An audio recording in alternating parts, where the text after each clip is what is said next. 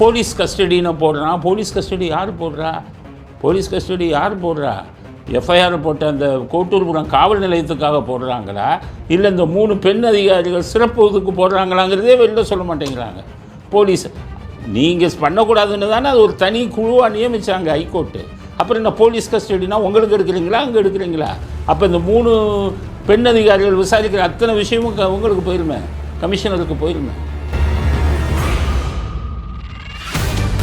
ஒரு தடைமை இல்லாத வழக்கிலேயே குற்றவாளியை கண்டுபிடிச்சிருவாங்க. இதில் வண்டியோட நம்பரோட கிடச்சி போயிருக்கேன், அப்புறம் அதில் பிடிக்க முடியலன்னு அர்த்தம், ஸ்டாண்டின் கொடுக்கும் அழுத்தம். ஆக சென்னை காவல்துறையே டிஎம்கே விங்க ஆயிடுச்சு. திமுகவின் கிளை செயலகமாக ஆகி போயிடுச்சு சென்னை மாநகர காவல்துறை. தன்னுடைய சொந்த மனைவி நாகமாலையே 2 வாலிபர்களை விட்டு ஃபாலோ பண்ணுன்னாரு. கோயிலுக்கு போகிறா, போய் கிண்டல் பண்ணு டெய்லி அப்படின்னு சொந்த மனைவி எந்த ஒரு தன்மானம் உள்ள மனுஷனும் செய்வானா? நீங்கள்லாம் ஃபெமினிஸ்டா?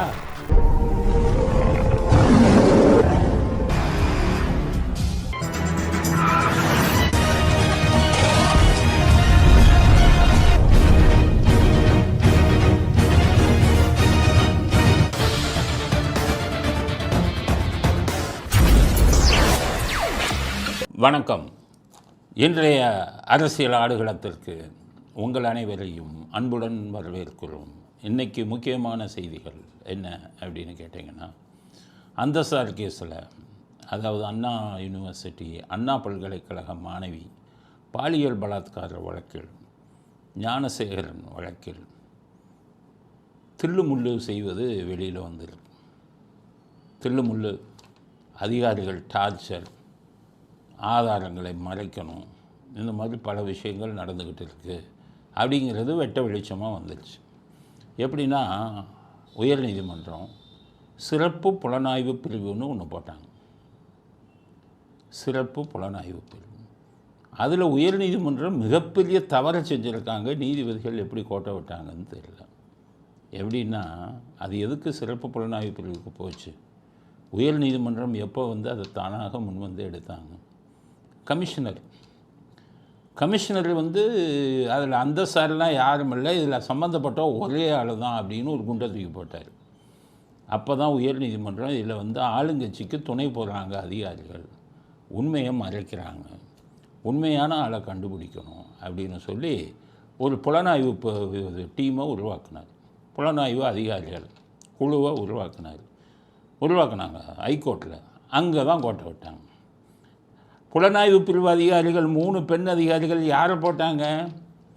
சென்னை மாநகர காவல்துறை கமிஷனர் அருணுக்கு கீழே வேலை பார்க்குற 3 பெண் அதிகாரிகளை போட்டிருக்காங்க. ஐபிஎஸ் அதிகாரிகளை. உருப்படுமா? அவர் தான் ஒரு ஆளுன்னு சொல்லிட்டார். அப்போ அவர் தனக்கு கீழே இருக்கிற அதிகாரிகளை மிரட்டியும் ஒரே ஆளுன்னு நீயும் சொல்லணுன்னு தானே சொல்லுவார். அப்போ உயர்நீதிமன்றம் செஞ்சது எவ்வளோ பெரிய தப்பு. இப்போ உதாரணத்துக்கு கலெக்டர் தப்பு பண்ணுறாரு, அதனால் கலெக்டர்கிட்ட விசாரணை கொடுக்க வேணாம், வேற ஆள்கிட்ட கொடுப்போம்னு 3 தாசில்தாரை நியமிச்சிங்கன்னா, தாசில்தார் அவங்களுக்கு கீழே வேலை பார்க்குறவன்ல உயரதிகாரி சொல்கிறது தானே கேட்பாங்க. எப்படி இந்த நியாயமான நேர்மையான விசாரணை நடைபெறும்?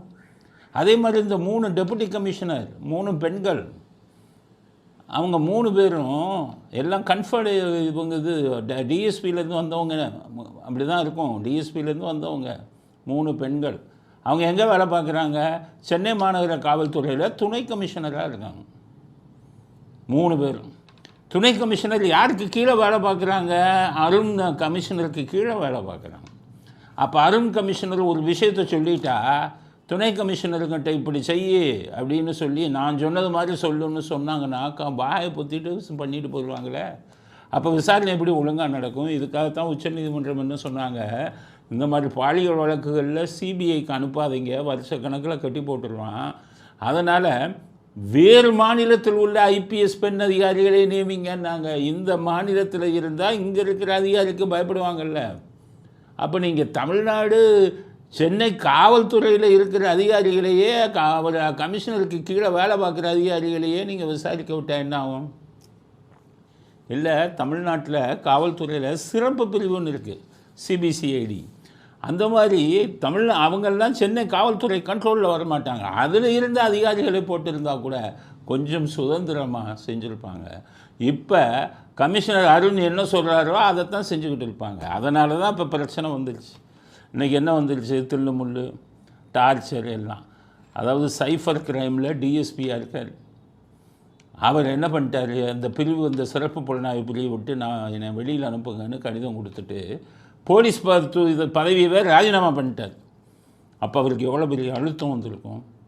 வெறுமனே அவர் அந்த இதிலேருந்து மாற்றுங்கன்னு சொல்லியிருந்தா கூட பண்ணலாம். பதவியே வேணான்னு போகிறாருன்னா நம்ம வெளியில் போனால் அவங்க நம்ம திருப்பி காவல்துறையிலேருந்து அந்த அதிகாரிகள்லாம் பழி வாங்குவாங்க அப்படின்னு பயந்துக்கிட்டு வாயையும் திறக்காமல் ராஜினாமா பண்ணிட்டு போகிறார். இதுக்கு ஸ்டாலின் என்ன சொல்கிறீங்க? எத்தனை காவல்துறை அதிகாரிகள் ராஜினாமா பண்ணிட்டு போகிறாங்க. ஏற்கனவே 2-3 பேர் போயிட்டாங்க. இவர் ஒரு உயர் பதவியில் இருக்கக்கூடிய ஒரு டிஎஸ்பி. அவரே போகிறாருன்னா அவருக்கு பாதுகாப்பு இல்லை.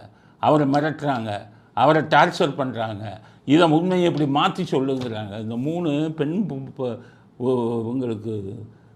இவங்களுக்கு நான் சொல்கிறேன், துணை கமிஷனருக்கு 3 டிசி டெப்யூட்டி கமிஷனர், துணை கமிஷனர் 3 பேருக்கும் சொல்கிறேன். நீங்கள்லாம் படித்தவங்க. நீதிமன்றத்தில் ஒரு வழக்கை கொடுத்து விசாரித்து ரிப்போர்ட்டை ஃபைல் பண்ணுன்னு கொடுத்துருக்காங்க. கமிஷனர் சொல்கிறாரு, அவர் சொல்கிறாரு அப்படின்னு சொல்லி நீங்கள் அதில் மாற்றி இல்லாததை பொய்யா உயர் அதிகாரிகள் ப்ரெஷருக்காக, அழுத்தத்துக்காக மாற்றி உண்மையை மறைச்சு ஹைகோர்ட்டில் ஃபைல் பண்ணிங்கன்னா பெருஞ்சுரி 3 பேரும் 3 வருஷம் ஜெயிலுக்கு போயிடுவீங்க. தமிழ்நாடே கவனித்து கொண்டு இருக்கிறது. உயர்நீதிமன்றத்தில் பல திறமை மிகுந்த வழக்கறிஞர்கள்லாம் அதை பார்த்துக்கிட்டு இருக்காங்க. நாங்கள் விடவே மாட்டோம். நீங்கள் பொய் சொன்னீங்க, 3 வருஷம் ஜெயிலுக்கு உங்களை அனுப்பாமல் விட மாட்டோம். சொல்லிப்பார். நீதிமன்றத்தில் அவ்வளவு இருக்குது, பெருஞ்சுரின்னு வந்துடும். நீதிமன்றத்தில் தவறான தகவலை கொடுத்தால் வெள்ளைக்காரன் போட்டு வச்சான், 3 வருஷம் ஜெயிலுக்கு அனுப்புகிறான். 3 பேரும் ஜெயிலுக்கு போயிடுவீங்க. மனசாட்சிப்படி உயர் அதிகாரிகள்லாம் தூக்கி போட்டு, உயர் அதிகாரிகள் சொன்னால் நீதிமன்றம் சொல்லிடுச்சு எங்கள் பதவியே போயிடும், நாங்கள் ஜெயிலுக்கு போயிடுவோம்னு சொல்லி ஒழுங்காக விசாரித்து ரிப்போர்ட்டை கொடுங்க. இப்போ எங்களுக்கு தெரிய வேண்டியது, இந்த டிஎஸ்பியை மிரட்டியது யார்? அவர் ஏன் இது பண்ணி ராஜினாமா பண்ணிட்டு போகிறாரு? ஸ்டாலின் குத்துக்கல்ல மாதிரி உட்காந்துக்கிட்டு ஒரு முதலமைச்சர்னு அசிங்கம் இல்லையா? உங்கள் துறையில் இப்படி நடக்குதுன்னால நீங்கள் அந்த டிஎஸ்பி நேரம் கூப்பிட்டுருக்கணும். கூப்பிட்டு என்ன நடந்தது, யார் மிரட்டினா கேட்டுருக்கணும்ல. நீங்கள் கேட்க மாட்டீங்க. ஏன்னா குற்றவாளிக்கு நீங்கள் தானே துணை போகிறீங்க. உங்களுக்கு சப்போர்ட் பண்ணுறதுக்காகத்தானே உயர் அதிகாரிகள் மாற்றி சொல்கிறாங்க. அப்போ நீங்களும் குற்றவாளிகளோட துணை போகிற ஆள் தான். நீங்கள் எப்படி கூப்பிட்டு கேட்பீங்க? ஸோ ரொம்ப கேவலமான விஷயம். காவல்துறை விட்டு ஒருத்தர் போகிறாருன்னா அவர் எவ்வளோ மனவேதனையில் இருப்பார், எவ்வளோ அழுத்தத்துக்கு உருவாகி இருப்பார். அதை யோசிக்கணும்ல. அண்ணாமலை சொல்கிறார், இன்றைக்கி எங்களுக்கு யாருன்னு தெரியும் குற்றவாளி. 23, 24 ஞானசேகரன் யார்கிட்ட பேசினான்னு கால் ஹிஸ்ட்ரி எங்கிட்ட இருக்குது அப்படின்னு சொல்லியிருக்காரு.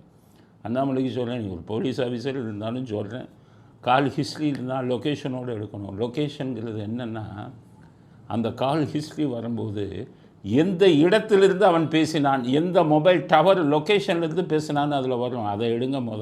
வெறும் பெருமனை பேச வச்சுக்காதீங்க. இவங்க என்ன சொல்லிடுவாங்க, ஏற்கனவே என்ன சொல்லிட்டார், ஃப்ளைட் மோடில் இருந்தது, அவர் யார்ட்டையும் பேசலைன்னு ஒரு அப்பட்டமான பொய்யை சொல்லியிருக்காரு அந்த உயர் அதிகாரி.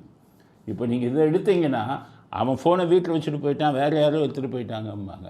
அந்த 23, 20 அந்த தேதிகளில் அந்த டைமில் லொக்கேஷன் அண்ணா யூனிவர்சிட்டி உள்ளே இருக்கணும். அப்போ தான் அது நீதிமன்றத்தில் ஸ்ட்ராங்காகும், ஒரு உறுதியான ஆவணமாக எடுத்துக்குவாங்க. அதனால் நீங்கள் அதையும் எடுத்து வைங்க. நம்ம எல்லோருமே சேர்ந்து அந்த சாரை கண்டுபிடிக்கும் வரை ஸ்டாலினையும் விடக்கூடாது, அந்த அதிகாரிகளையும் விடக்கூடாது. உண்மையை வரவழைத்துப்பதற்கு அத்தனை பேரும் ஒன்றுபட்டு செய்யணும். ஏன்னு கேட்டிங்கன்னா இதே பொழப்பாக போச்சு. வெக்கங்கிறதெல்லாம் கொஞ்சம் கூட எல்லாத்தையும் தொலைச்சி போட்டுக்கிறாங்க ஆட்சியாளர்கள். மாணவ ரோஷம் எல்லாம் இந்த மாதிரி அசிங்கமாக தமிழ்நாடே காரி துப்புத கவலையே இல்லை. இப்போ பாருங்கள், ஈஸியாக என்னாச்சு, ஈஸியாக கதை என்னாச்சு, இன்னும் ஆளை பிடிக்கல. கேட்டால் ஆளை பிடிப்பது கடினமாக இருக்கிறது. அந்த வண்டியை 2-3 கை மாறி இருக்குது, யாருன்னு தெரியலங்கிறாங்க காவல்துறை. ஏற்கனவே போட்டோம். அந்த பெண்கள் வந்தவங்களே அந்த மொபைல் ஃபோனில் அதில் ஒருத்தருடைய முகத்தோடு எடுத்து போட்டுருக்காங்க. அந்த வீடியோவை பாருங்கள்.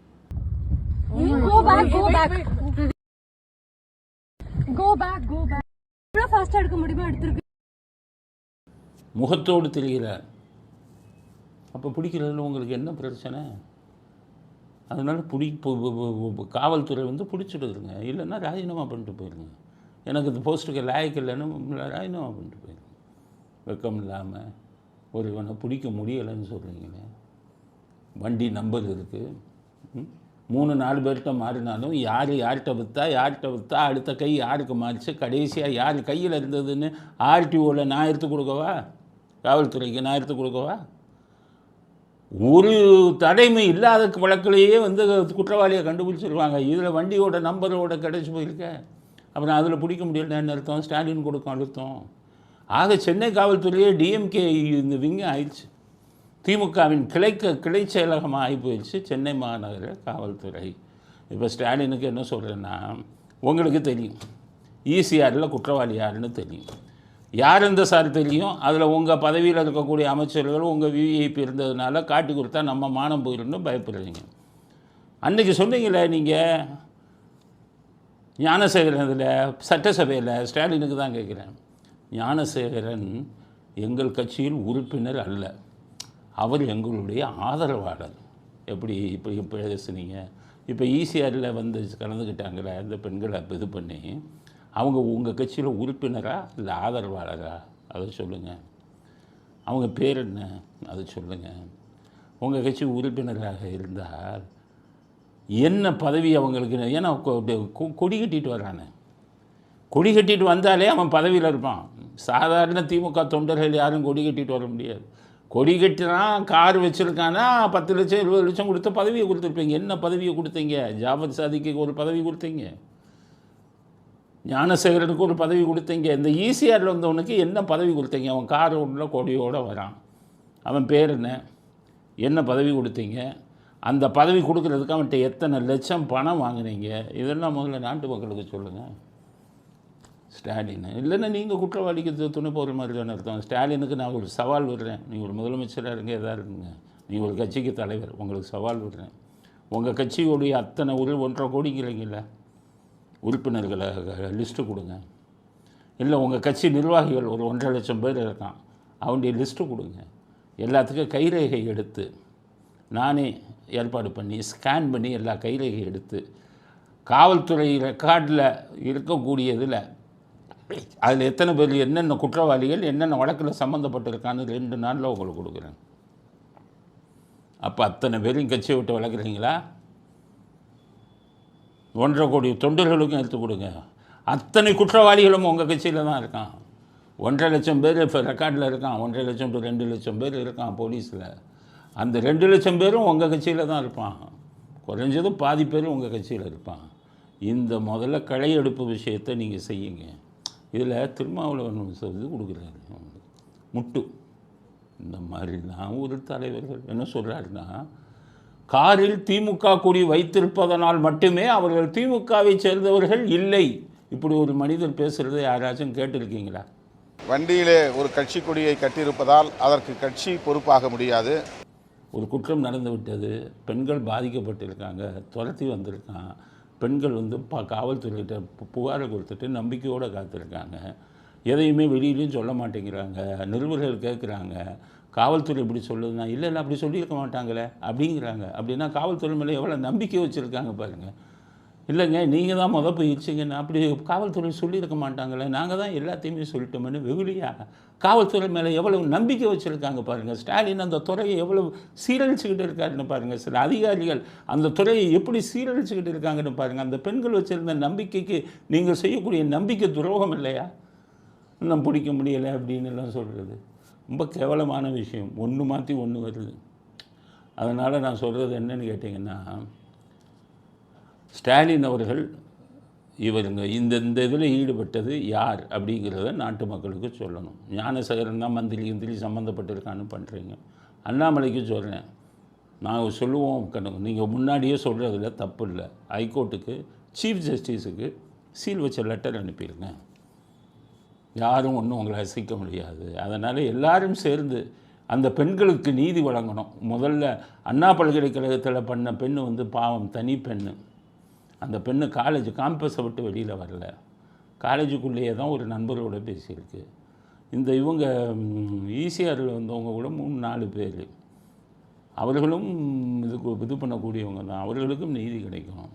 இவங்க எல்லாத்துக்கும் நீதி கிடைக்கணும் அப்படின்னா ஒட்டுமொத்த தமிழ்நாடும் இந்த வழக்கை கவனித்து இதில் சம்பந்தப்பட்ட ஸ்டாலினுக்கு கடுமையான பாடத்தை போட்டணும் வரக்கூடிய எலெக்ஷனில். அது ஒன்று. இது சம்மந்தப்பட்ட அதிகாரிகளை பதவியை விட்டு தூக்கணும். எவ்வளோ அழுத்தம் கொடுத்துருந்தா இது பண்ணுவாங்க. ஹைகோர்ட்டுக்கு சொல்கிறேன், உயர்நீதிமன்றம் நீ போட்ட 4 போலீஸ் இவங்க 3 காவல்துறை அதிகாரிகள், பெண் அதிகாரிகள் தப்பான சாய்ஸ். அவங்களும் சென்னை காவல்துறையை சேர்ந்தவங்க, சென்னை மாநகர காவல்துறையை சேர்ந்தவங்க. தனது உயர் அதிகாரிகளுக்கு தான் அவங்க விசுவாசமாக இருப்பாங்க. அதுதான் எனக்கே குழப்பிச்சு. என்னன்னு கேட்டிங்கன்னா, அவங்க தனி குழு அமைக்கிறாங்க, போலீஸ் கஸ்டடின்னு போடுறான். போலீஸ் கஸ்டடி யார் போடுறா? எஃப்ஐஆர் போட்ட அந்த கோட்டூர்புரம் காவல் நிலையத்துக்காக போடுறாங்களா, இல்லை இந்த 3 பெண் அதிகாரிகள் சிறப்பு இதுக்கு போடுறாங்களாங்கிறதே வெளில சொல்ல மாட்டேங்கிறாங்க. போலீஸ் நீங்கள் பண்ணக்கூடாதுன்னு தானே அது ஒரு தனி குழுவாக நியமித்தாங்க ஹைகோர்ட்டு. அப்புறம் என்ன போலீஸ் கஸ்டடினா உங்களுக்கு எடுக்கிறீங்களா, அங்கே எடுக்கிறீங்களா? அப்போ இந்த 3 பெண் அதிகாரிகள் விசாரிக்கிற அத்தனை விஷயமும் உங்களுக்கு போயிருமே, கமிஷனருக்கு போயிருமே. அப்போ கமிஷனர் தான் சொன்னதை நியாயப்படுத்துறதுக்காக உங்களை வற்புறுத்துவாங்கங்கிற சந்தேகம் வருதா இல்லையா? இத்தனை கேள்விகளையும் வைக்க விரும்புகிறேன். பதில் சொல்லணும் ஸ்டாலின். நீங்கள் இதற்கான தண்டனையை இந்த எலெக்ஷனில் அனுபவிப்பீங்க அப்படிங்கிற கருத்தை முதல் கருத்தாக பதிவு செய்ய விரும்புகிறேன். அடுத்தது நம்ம சீனமங்கை கனிமொழி. அவங்களுக்கு அவங்க அப்பா அண்ணாதுரைன்னு நினைப்பவர். மிகப்பெரிய பேச்சாளர். உங்கள் பேச்சு தெரியாது. அவரே அப்படி பேசும்போது வீடியோவை பாருங்கள். அப்படி ஒரு கையை அப்படி நீட்டி அப்படி இப்படிங்கிறார். அவர்களோடு நேரடியாகவோ இல்லை என்றால் பின்வழியாகவோ அவர்களோடு கூட்டணி வைத்துக் கொண்டு அரசியல் செய்து கொண்டிருக்கக்கூடியவர்கள். புளியை பார்த்து பூனை சூடு போட்டுக்கிட்ட மாதிரி அந்த ஒரு கையை அப்படி நீட்டி யார் பேசுவார் தெரியுமா? அண்ணாதுரை பேசுவார். அவர் மிகச்சிறந்த பேச்சாளர். அவர் பேசினார். உங்களுக்கு நான் ஒழுங்காக பேச தெரியாது, இங்கிலீஷும் சரியாக வராது, தமிழும் சரியாக வராது. அங்கே நிர்மலா சீதாராமனை பார்த்துட்டு கிண்டல் அடிப்பீங்க, இதில் கேள்வி கேட்பீங்க தமிழில். முந்தா நாள் பார்த்தீங்கன்னா அந்த ஜிஎஸ்டி கொடுக்கணுங்கிறதுக்கு அப்படியே அப்படி உட்காந்துக்கிட்டு கையை அப்படி கட்டிக்கிட்டு நிர்மலா சீதாராமன் முன்னாடி உட்காந்துருங்க.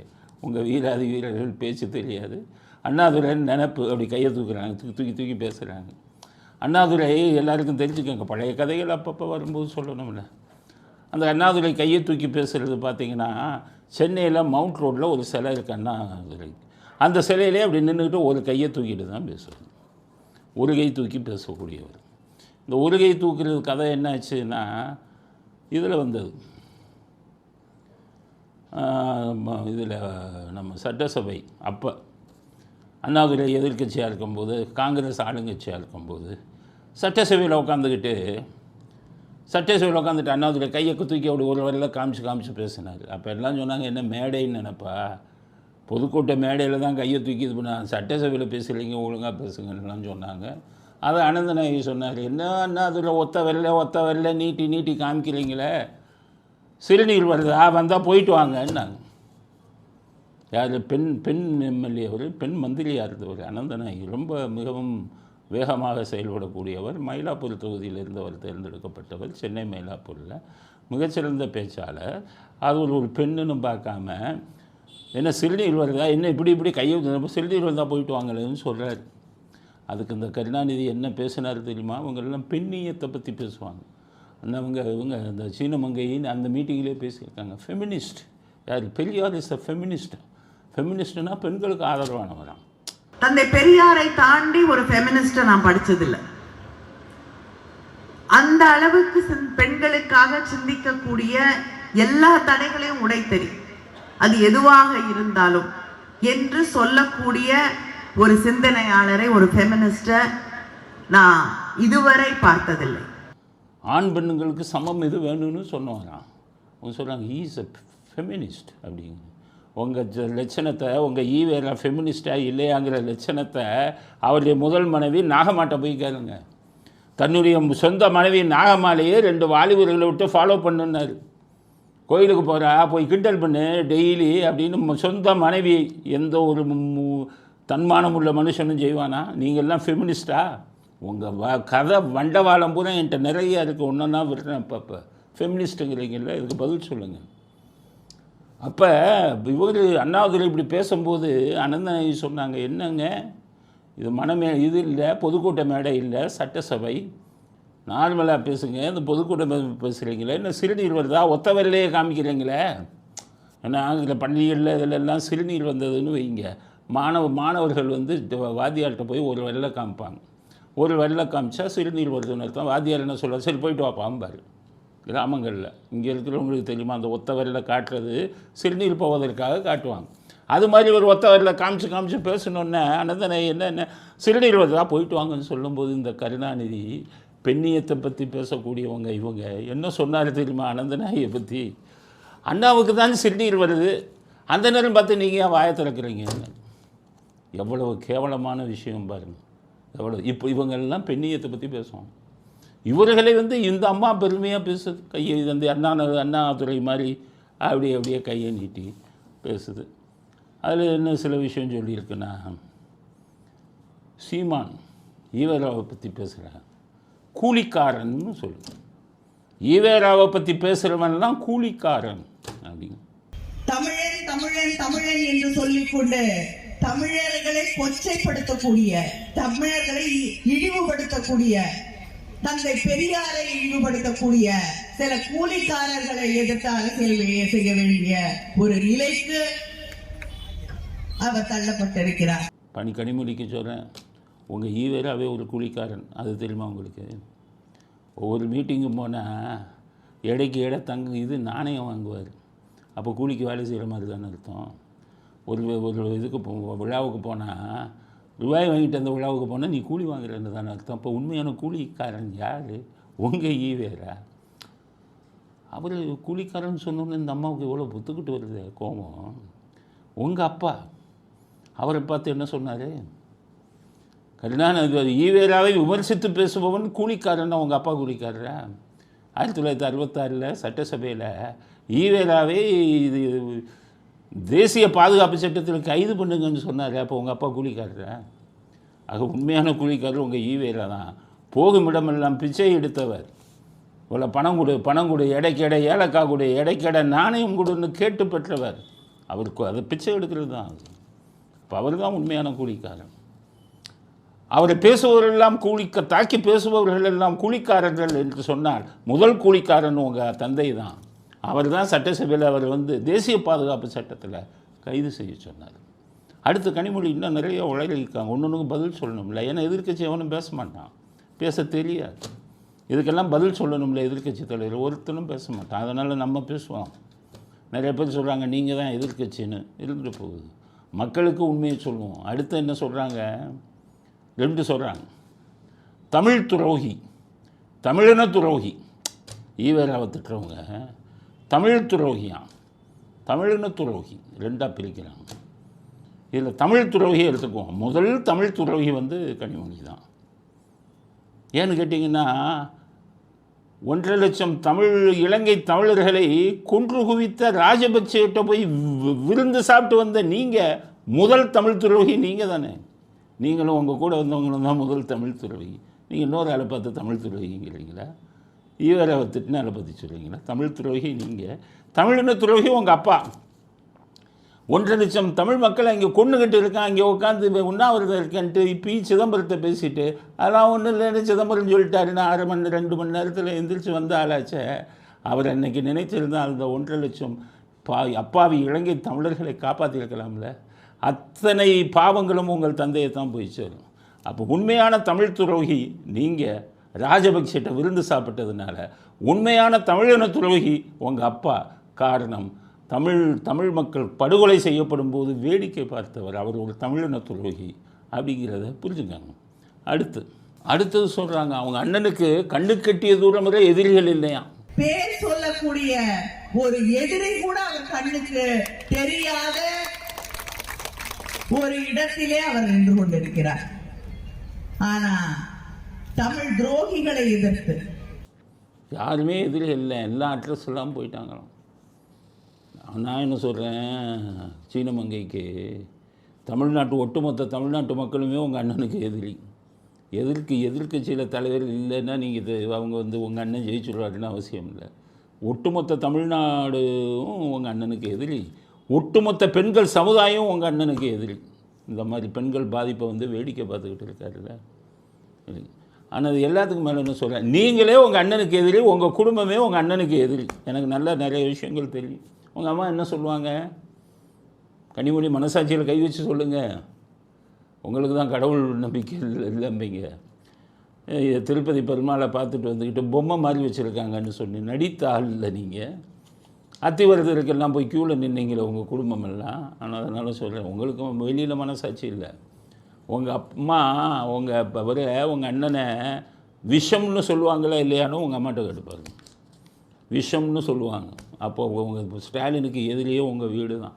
ஏன் நீங்கள் சாதாரணமானால உதயநிதியை துணை முதல்வராக ஆக்குனார் உங்கள் தலைவர், உங்கள் அண்ணன். அத்தனை மூத்த தலைவர்களும் வாய் மூடி மௌனமாக இருந்தாங்க. நீங்கள் மட்டும் எதிர்ப்பு தெரிவிச்சிங்களா இல்லையா? கட்சி எங்கள் அப்பா உருவாக்குனது, நாங்கள் தான் அதுக்கு வாரிசு, இவர் குடும்பத்தில் இருக்கிறவங்களை எப்படி துணை முதல்வர் ஆக்க முடியும்னு கேள்வி கேட்டீங்களா இல்லையா? உங்களுக்கு தெரிஞ்சவங்க மத்தியில் இந்த மாதிரிலாம் பேசுனீங்களா இல்லையா? அப்புறம் என்னமோ எங்கள் அண்ணனுக்கு கண்ணு கட்டிய தூரம் வரை எதிரி இல்லைங்கிறீங்களா? அவங்க அண்ணனுக்கு பக்கத்தில் தானே நீங்கள் உட்காந்துருக்கீங்க, உங்கள் அண்ணனுக்கு பக்கத்துலேயே எதிரியான நீங்கள் இருக்கீங்களே அப்படிங்கிறத யோசித்து பேசுங்கள் கனிமொழி அப்படிங்கிறத கனிமொழிக்கு நாங்கள் பதிலாக சொல்ல விரும்புகிறோம். அடுத்தது, வேலூரில் மாணவ திமுக அணி கூட்டமாக எப்போவும் கூட்டம் இது வச்சுக்கிட்டே இருப்பாங்க. வச்சுக்கிட்டே இருந்தால் 1000 ரூபா பிரியாணி, நல்ல சாப்பாடு, ஒவ்வொருத்தருக்கும் நல்ல வருமானம். இப்போ பார்த்தீங்கன்னா அது நல்ல பிஸ்னஸ் ஆயிடுச்சு. இப்போ இதுக்கு அரசியல் கூட்டங்களுக்கு போகிறதுக்குன்னு ஒரு பெரிய கூட்டம் வச்சுட்டான். 1000 ரூபா கிடைக்குதுப்பா, போயிடுவோம் அப்படின்னு. அன்றைக்கி ஆஃபீஸில் ஏதாச்சும் வேலை இருந்தாலும் லீவு போட்டு இங்கே போயிடுறான். இதுக்கு வச்சு நடத்துகிற ஏஜென்சி பெருசாகிட்டான். இப்போ திமுக மூலம் தான் டெய்லி ஆர்டர் கொடுக்குறாங்க. ஏதாச்சும் ஒரு ஊரில்ப்பா அன்றைக்கி திருப்பத்தூர் போகணும்ப்பா, வந்தாப்பா ஒரு 1000 பேர் கொடுப்பா இந்தா அப்படின்னு பணத்தை கொடுத்தோம். இப்போ நம்ம முழு பணமும் முதலே கேட்குறாங்க. அந்த 1000 ரூபாய்க்கு போய் கைதட்டுறமெல்லாம் மொத்தத்தையும் கொடுங்க. ஏன்னா முதல்ல 1000 ரூபான்ட்டு 400 ரூபா கொடுத்து 500 ரூபா கொடுத்து நிறைய பேர் கூட்டத்துக்கு போய் அங்கே சேரு, வாழை மரம் எல்லாத்தையும் தூக்கிட்டு போனான். இப்போ சொல்லிட்டான் 1000 ரூபாய் முன்னாடி ஃபுல்லாக கொடுங்க. இப்போ இது வேலூரில் நடத்தியிருக்காங்க. வேலூரில் நடத்தினா இவங்க நடத்துகிறாங்களாம் இது மாணவர் அணி கூட்டம். அங்கே பாவம் தள்ளு வண்டி வச்சு ஒரு தம்பதியர் கணவனும் மனைவியும் தள்ளு வண்டி வச்சு விற்றுக்கிட்டு இருக்காங்க. அந்த தள்ளு வண்டி வச்சு விற்கிறவங்கெல்லாம் பாவம் வட்டிக்கு வாங்குவாங்க. மீட்டர் வட்டி, கந்து வட்டி. ஒரு நாளைக்கு வாங்கினா அன்றைக்கி சாயங்காலமே அதுக்கு வட்டி கொடுக்கணும். ஒரு நாளைக்கு 1000 ரூபா வாங்கினாங்கன்னா சாயங்காலமே 100 ரூபா வந்து வாங்கிட்டு போயிடுவான். கொஞ்சம் மழை பெஞ்சது அன்றைக்கி பிஸ்னஸ் அவங்க விற்க முடியலைன்னா கந்து வட்டிக்காரன் வந்து நிற்பான். ஏழை மக்கள் அவ்வளோ கஷ்டப்படுறான். இவனுக்கு என்ன வந்தது? இவன் வந்து உங்கள் தலைவர் வந்துக்கிட்டு துபாயில் போய் ஆயிரக்கணக்கான கோடி, லட்சக்கணக்கான கோடி முதலீடு பண்ணி உலகமாக கோடீஸ்வரனாக இருக்கார். நீங்கள் ஒவ்வொருத்தன் திமுக காரம்புரா மண்ணெடுறீங்க, மலையை உடைக்கிறீங்க, கள்ளச்சாராயம் காய்ச்சிக்கிறீங்க, எல்லா கான்ட்ராக்டையும் நீங்கள் தான் எடுத்துக்கிறீங்க. உங்களுக்கு வீட்டில் உட்காந்துக்கிட்டே சாப்பிட்லாம். அவன் உழைப்பாளி, ஏழைவன், வட்டிக்கு வாங்கி விற்றுக்கிட்டு இருக்கான். இவன் மீட்டிங் நடத்துகிறானா, அவனை போய் எப்படி மிரட்டுறான்னு இந்த இதில் பாருங்க வீடியோவில்.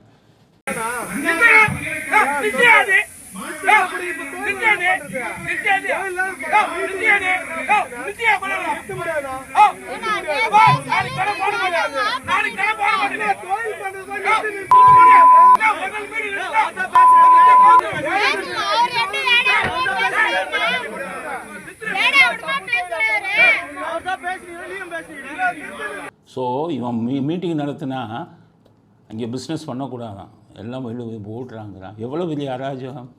இந்த அராஜகத்திற்கு தலைமை தாங்கக்கூடிய ஸ்டாலின் கட்சிக்காரனுக்கு எப்படி சப்போர்ட் பண்ணுறாரு பாருங்கள். இவர்களின் சாபம் சும்மா விடுமா உங்களை ஸ்டாலின்? இந்த 2 தம்பதிகளுடைய சாபம் விடுமா? எத்தனை பேர்கிட்ட தான் சாபம் வாங்குவீங்க? அதனால் உங்கள்கிட்ட சொல்லி பிரயோஜனம் இல்லை. இருந்தாலும் மக்கள்கிட்ட நான் சொல்கிறேன், இப்படி அநியாய அக்கிரமம் நடக்கிறதுங்கிறதுக்காக நீங்கள் நடவடிக்கை எடுப்பீங்கிற நம்பிக்கையில் சொல்லலை, மக்கள் தெரிந்து கொள்ளட்டும்ங்கிறதுக்காக இந்த வீடியோவை போட்டு காமிக்கிறோம்.